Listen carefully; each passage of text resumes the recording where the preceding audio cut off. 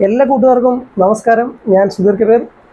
നമ്മൾ കുറച്ച് ദിവസങ്ങളായിട്ട് ഒരു ആൾ ദൈവത്തെ അങ്ങോട്ട് പൊളിച്ച് അടുക്കി അവൻ സിഗ്നൽ വന്നു, എവിടെയോ ഒരു അപകടം നടന്നു, വിരൽ മുറിഞ്ഞു, അവിടെ നിന്നൊരു പെയിൻ സിഗ്നൽ വരുന്നു.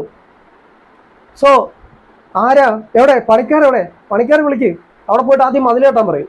അപ്പോൾ എന്ത് സംഭവിക്കും? നമ്മുടെ വിരൽ മുറിഞ്ഞ സ്ഥലത്തേക്ക് നമ്മുടെ രക്തത്തിലെ ചുവന്ന രക്താണുക്കൾക്കും വിറ്റാമിൻ കെയും എല്ലാവരും കൂടെ ഓടി വന്നിട്ട് എന്ത് ചെയ്യും? അവിടെ അപ്പം തന്നെ ഒരു ഗേറ്റ് കെട്ടും, ഒരു മതിൽ കെട്ടാൻ തുടങ്ങും. മുറിവിൻ്റെ ആഴം കൂടുതലാണെങ്കിൽ ഇത് നടക്കത്തില്ല. അപ്പോഴാണ് നമ്മൾ എന്ത് ചെയ്യുന്നത്? ഹോസ്പിറ്റലിൽ പോയിട്ട് മാനുവലി നമ്മൾ സ്റ്റിച്ച് ചെയ്യും. അല്ലെങ്കിൽ എന്താ സംഭവിക്കുക? ഓട്ടോമാറ്റിക്കായിട്ടും ശരീരം അവിടെ ഒരു മതിൽ കെട്ടും. മതിൽ കെട്ടിയിട്ട് ഈ രക്തം ഒഴുകുന്നതിനെ തടഞ്ഞു നിർത്തും. അപ്പോഴും നമുക്ക് എന്തുണ്ട്? വേദനയുണ്ട്. അപ്പോൾ ഇവർ ലൈക്ക് ചെയ്യണേ, കമൻറ്റ് ചെയ്യണേ, ഷെയർ ചെയ്യണേ.